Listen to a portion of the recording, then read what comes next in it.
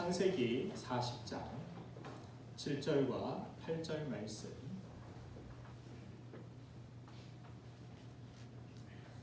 같이 한 목소리로 읽도록 하겠습니다. 시작. 요셉이 그 주인의 집에 자기와 함께 갇힌 바로의 신하들에게 묻되 어찌하여 오늘 당신들의 얼굴에 근심의 빛이 있나이까? 그들이 그에게 이르되 우리가 꿈을 꾸었으나 이를 해석할 자가 없도다. 요셉이 그들에게 이르되 해석은 하나님께 있지 아니하시나 청하건대 내게 이르소서. 아멘. 오늘은 슬기로운 감방 생활이라는 제목으로 하나님 말씀 증거합니다. 현재 우리는 코로나로 인해 모임도 외출도 명절에 이동도 쉽지 않은 마치 창살 없는 감옥 같은 삶을 살아가고 있습니다. 마음껏 예배하고 기도하는 것도 어려운 이러한 상황이 참으로 답답하기만 할 것입니다. 이렇게 흔히 감옥이라 생각하면 참 의미 없어 보이고 가닥치는 답답한 상황을 우리는 떠올리게 됩니다. 이런 감옥 같은 답답한 상황 속에서 특별히 생각나는 인물이 있는데 바로 요셉입니다. 요셉은 형들에게 미움을 받고 버림받아 이집트로 팔려가게 되었고 그곳에서 노예로 하루하루 버티며 살아가고 있었습니다. 그러나 그곳에서 억울한 누명까지 쓰게 되고 하나님 말씀을 지키며 살기 위하여서 애썼던 요셉이었지만 결국 감옥에 갇히게 됩니다. 우리 중 누군가 이런 상황에 처해 있다라면 아마도 몹시 우울해하고 누군가를 돕는 일은커녕 하나님을 원망하고 신앙생활을 포기할지도 모르겠습니다. 그러나 요셉은 감옥에 갇힌 사람이라고는 전혀 볼 수 없는 생기가 넘치고 자신감 있는 그리고 오히려 다른 사람들에게 하나님의 이름을 전하는 그렇게 다른 사람들을 섬기고 위로하는 삶을 살고 있었던 것을 오늘 성경을 통해 우리는 확인할 수 있습니다. 그러자 요셉이 처한 이 감옥은 더 이상 감옥이 아닌 요셉에게 기회의 땅이 되었고 축복의 장소가 되었음을 성경은 우리에게 증언해주고 있습니다.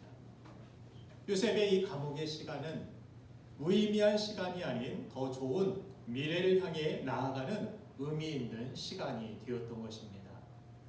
저는 코로나 상황 속에 처해 있는 우리 그리스도인들의 모습이 요셉과 같은 모습이 되어야 한다라고 믿습니다. 또한 코로나를 지나는 우리의 시간들이 무의미한 답답한 그런 시간들로 더 이상 남지 않고 더 나은 미래를 향해 나아갈 수 있는 축복의 시간이 되기를 간절히 소망합니다. 그러기 위해서 우리는 오늘 지루하고 답답한 감옥이란 상황이 결국 합력하여 축복이 되는 삶을 살았던 이 요셉으로부터 슬기로운 감방 생활의 비결을 배울 필요가 있다라고 믿습니다. 그 첫 번째 비결은 바로 긍정적인 관심을 가져야 하는 것입니다. 회사는 광고를 위해서 수많은 돈을 지불하면서 기꺼이 희생을 감수하는 것을 볼 수 있습니다. 이유는 사람들의 관심을 사기 위한 것입니다. 관심이 그만큼 중요하다는 말입니다. 어린아이는 부모의 관심을 먹고 자라납니다.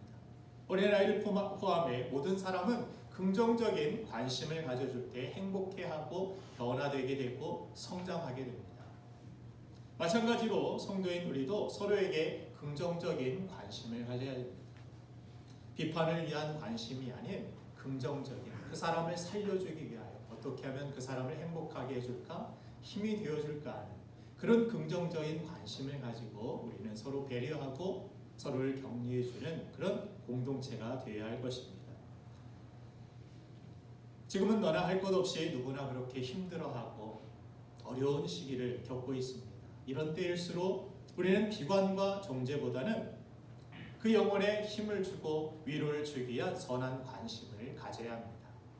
오늘 본문을 보면 요셉은 자기 형편을 돌아보기도 힘들었을 텐데 감옥에 갇힌 죄수의 얼굴빛을 살펴볼 정도로 선한 관심을 가지고 지냈음을 우리는 성경을 통해 확인합니다. 우리는 힘든 삶을 또 힘든 상황이 우리에게 찾아오게 되면 가까운 사람에게 짜증을 내며 될 대로 되라는 식으로 자기 감정만 앞세우며 주변 사람들을 다 적으로 돌려버릴 때가 있습니다. 그렇게 자기 문제에 빠져 있는 사람은 다른 사람의 얼굴빛이 어떤지 관심조차 갖지 못하게 됩니다. 나만 힘들고 나만 가장 괴로운 상황을 맞닥뜨리고 있지 다른 사람들의 아픔과 괴로움에 대하여서는 관심조차 둘 수 없다라는 것입니다. 하지만 요셉은 자신의 문제와 감정을 넘어서 가까운 사람에게 먼저 따뜻한 손을 내밀어 주었습니다. 그리고 그 손이 결국 자신을 일으키는 기회가 된 것입니다. 예수님은 길을 가실 때 날 때부터 소경된 사람을 보시고 긍휼히 여기시며 고쳐주셨습니다. 또한 악한 사람으로 손가락질 받던 삭개오에게 그의 집에 유하고 그에게 관심을 가져주다 그가 변화되는 하나님의 역사를 그 가정을 통하여서 우리에게 보여주셨습니다.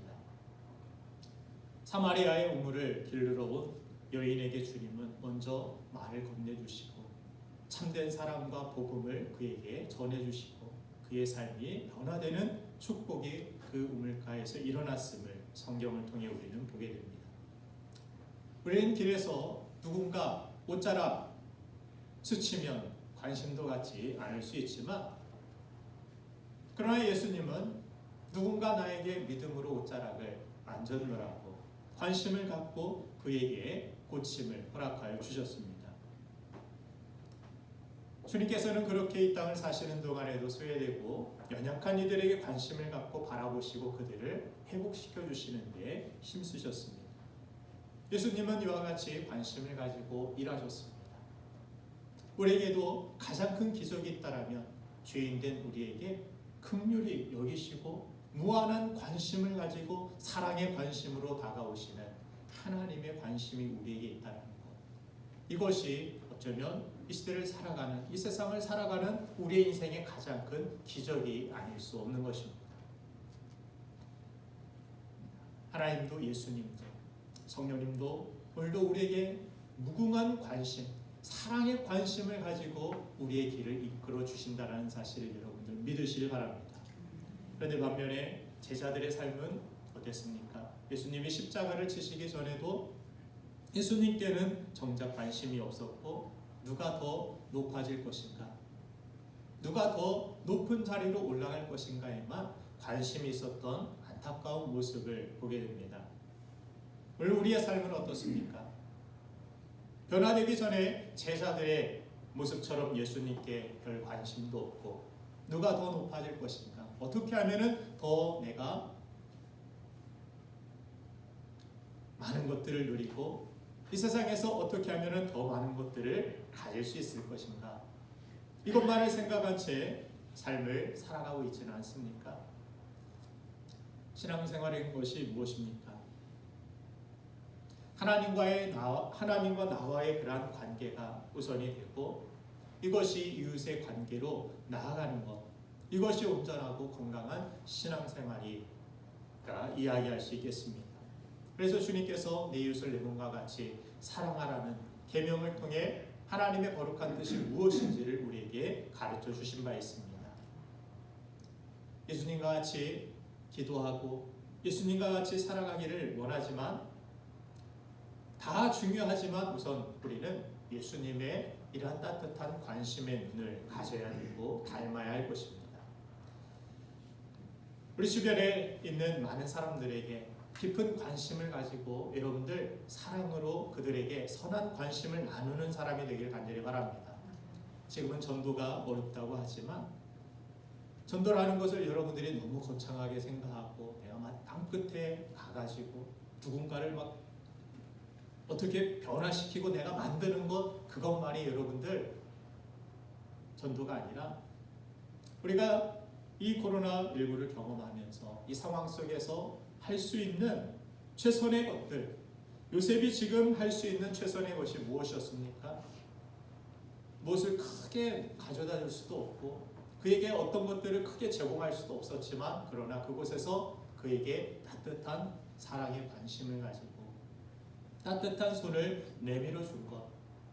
그래서 결국 이들을 통하여서 이들의 입술에서 하나님의 이름이 나올 수 있게 만드는 놀라운 복음의 역사가 이 감옥, 이 감방 안에서 일어났다라는 사실을 성경을 통해 우리는 깨닫게 됩니다. 이 어려운 상황 속에, 이 감옥 생활 속에 어떻게 복음이 전파될 수 있고 전도가 될 수 있겠습니까? 라는 그런 생각을 여러분들이 깨트려 버리시고 하나님께서 나에게 허락하여 주신 이 모든 답답한 환경 속에서도 그 복음의 중심을 가지고 하나님의 이름을 가지고 그 사랑을 가지고 그에게 나아갔을 때 하나님께서 놀라운 하나님의 역사와 부흥을 오히려 감옥이라는 이 현장 속에서 경험하게 하신 줄로 믿습니다. 사도 바울과 실라가 감옥에 붙잡혔던 이 신약시대의 모습을 성경은 그렇게 기록하고 있습니다. 그곳에서 그들은 꼼짝달싹할 수 없고 아무것도 할 수 없는 그런 상황에 처해 있었습니다. 복음을 더 이상 전할 수도 없었고, 그러나 그들이 할 수 있었던 최선의 것을 하나님 앞에 드리며 기도하고 찬송했을 때 하나님의 기적이 천지가 흔들리며 놀라운 하나님의 역사와 또한 구원의 역사가 그 감옥 안에서 이루어졌음을 우리는 깨닫게 되는 것입니다. 여러분들의 직장과 여러분들의 이웃과 여러분들의 모든 가까운 사람에게 나의 감정을 넘어, 나의 상황을 넘어, 나의 문제를 넘어 따뜻한 사랑의 손길을 여러분들이 내밀고 그들에게 따뜻한 긍정적인 선한 관심을 가져줄 때 하나님께서는 그 손길을 통하여 여러분들의 삶을 통하여 역사하시고 또한 전도가 되게 하시고 영혼을 얻게 하여 주실 줄 믿습니다. 긍정적인 요셉과 같은 관심을 가지고 하나님이 기뻐하시는 그러한 뜻을 가지고 나아갈 때 하나님께서는 그것을 통하여 그 일들을 통하여서 우리의 삶도 일으켜 주실 줄 믿습니다. 자, 전도 여러분들 어렵게 생각하지 마시고 답답한 문제에만 여러분들의 생각과 여러분들의 시선을 고정시키지 마시고 하나님의 일하심을 바라보시고 하나님의 역사를 바라보시며 믿음으로 전진하여 우리가 되기를 간절히 소망합니다. 두 번째, 마지막으로 하나님의 때를 우리가 기다리며 하나님께만 소망을 두어야 한다는 것입니다. 요셉으로부터 배울 수 있는 슬기로운 감옥 생활. 요셉은 두 관원장의 꿈을 해석해 주었습니다. 떡 맡은 관원장은 안타깝지만 그 꿈이 죽을 것이라는 그런 해석이었고, 술 맡은 관원장은 다시 복직하게 될 것이라는 그런 해석이었습니다. 요셉의 말처럼 해석처럼 그것은 현실이 되었습니다. 창세기 40장 14절을 보면 요셉은 이들의 해석이 그대로 이루어지고 실현되었을 때 술 맡은 관원장에게 작은 부탁을 합니다. 당신이 잘 되시거든 나를 생각하고 나에게 은혜를 베풀어 주세요. 내 꿈대로 그렇게 해석되었으니까 당신이 이제 복직하면 힘이 생기지 않습니까? 내 억울함을 좀 풀어주십시오라는 그러한 부탁을 하게 됩니다. 요셉은 아마 이런 상황 속에서 이제 나도 이 억울함을 풀고 이 답답한 감옥에서 나갈 수 있게 되었구나라는 일말의 희망을 품었을 것입니다. 그런데 정말 말도 안 되는 일이 그에게 벌어집니다. 창세기 40장 23절을 보면 술 맡은 관원장이 요셉을 기억하지 못하고 그를 잊었다라고 성경이 기록하고 있습니다.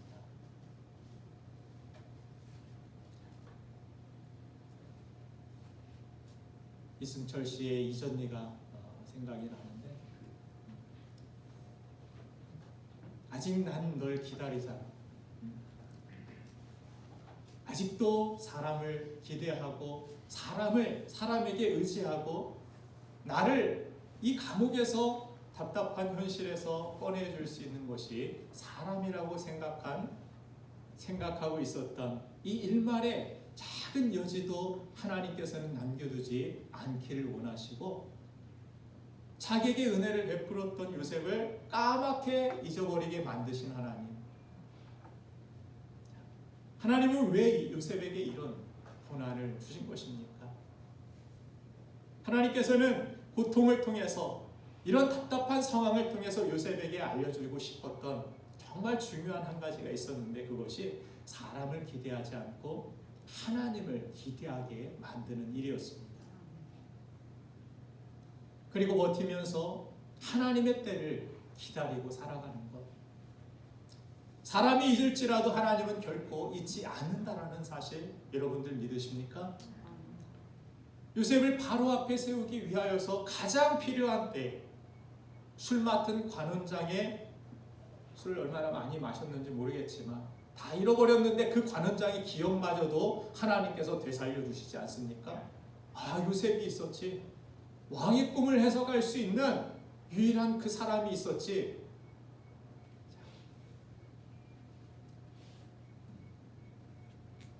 조금이나마 이렇게 사람을 기대했던 요셉은 2년 동안 더 이상 사람을 기대하지 않고 오직 하나님만을 기대하는 훈련을 가졌습니다. 그리고 버티고 인내하면서 하나님의 때를 기다렸습니다. 여러분들, 이 말씀이 우리에게 정말 필요한 말씀인 줄로 믿습니다. 우리가 이렇게 답답하고 어려운 감옥과 같은, 창사람들 감옥 같은 이 어두운 시대에 어떻게 믿음으로 살아가야 될 것인가? 어떻게 이 어려운 상황 속을 헤쳐나갈 것인가?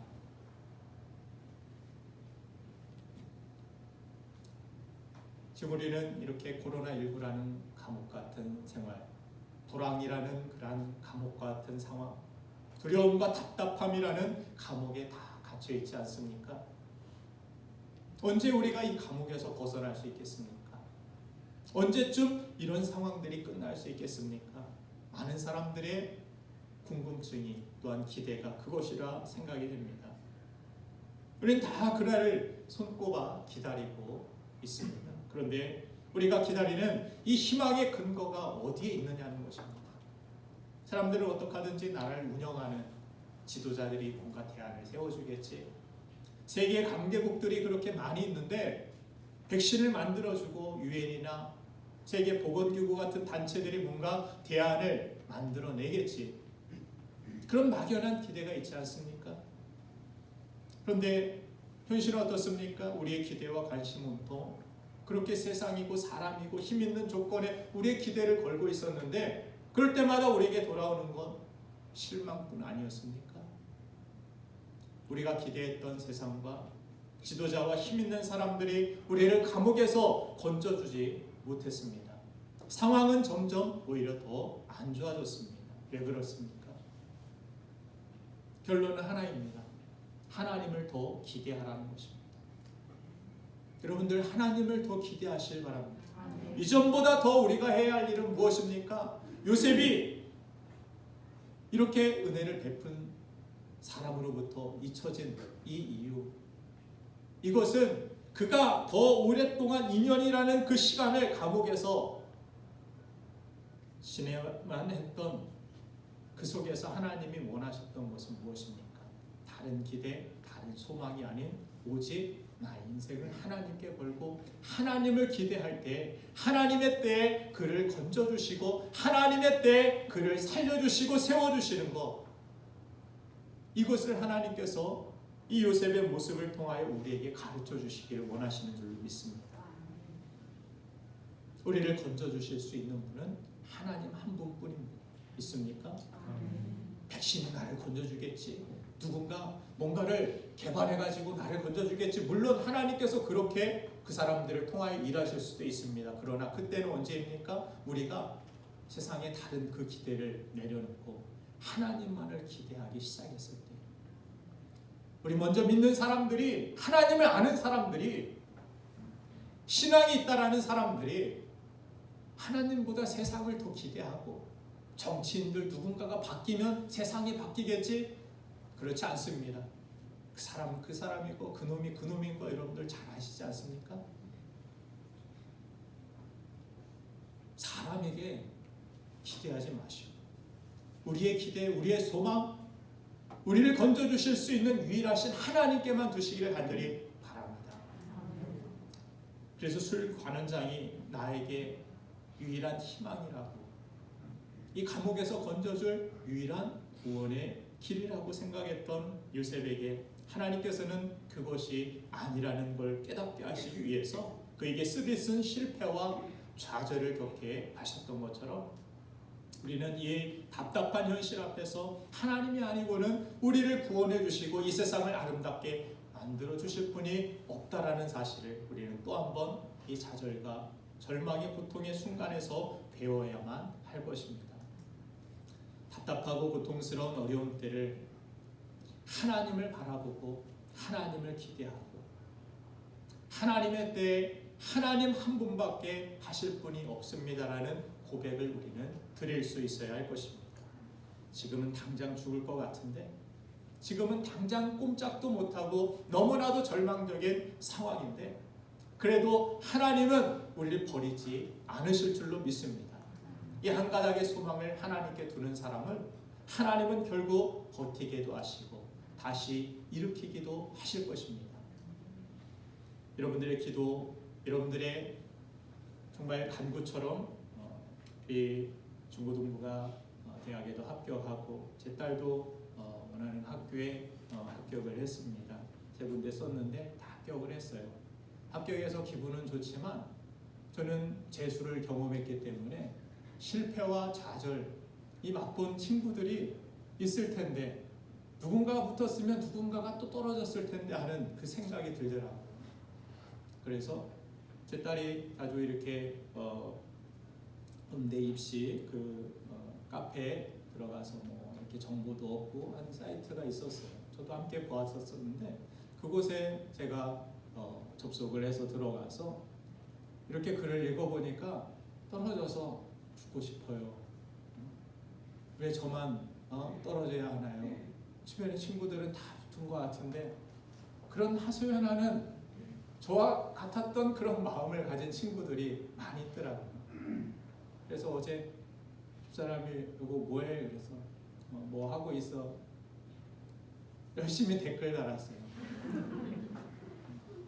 재수한 사람도 잘 살고 있고 삼수한 사람도 잘 살아가고 있고 그게 전부가 아니라고, 나쁜 생각하지 말고 지금은 그 문제가 그냥 나를 절망케 하고 더 이상 살 소망을 잃게 만들 수 있겠지만 그러지 말라고, 나쁜 선택하지 말고 살아내라고, 버텨내라고, 좋은 날이 올 것이라고. 꼭 예수 믿으세요 막 그곳에 막 하나님만 소망이, 그게 아니라 그렇게 위로의 손길을 내밀어주고 인터넷으로든 댓글로든 맨날 욕하고 그냥 막 누구 욕하고 그런 댓글만 다지 마시고 따뜻한 손을 내밀어주는 댓글을 다시고 위로와 소망을 주는, 그렇게 답답한 사람들, 어려운 사람들 얼마나 주변에 많이 있는지 모릅니다. 누군가는 행복할 수 있지만 누군가는 막 성공하고 합격하고 좋을 수 있지만 누군가는 정말 힘들어하고 살 소망이 없는, 정말 감옥에 갇힌 것 같이 무기력해지고 답답한 그런 상황을 맞이하는 사람도 있을 것입니다. 사랑하는 여러분, 얼마나 힘드십니까? 얼마나 어려우시고 답답하십니까? 얼마나 암담하십니까? 그래도 버티셔야 됩니다. 하나님을 의지하고 요셉처럼 버텨내셔야만 합니다. 그리고 더 이상 우리가 기대하는 건 세상이 되면 안 됩니다. 내 자신이 되어서도 안 됩니다. 우리를 구원하실 수 있는 분, 우리를 그 감옥에서 건지실 수 있는 유일하신 분 하나님밖에 없는 줄로 믿습니다.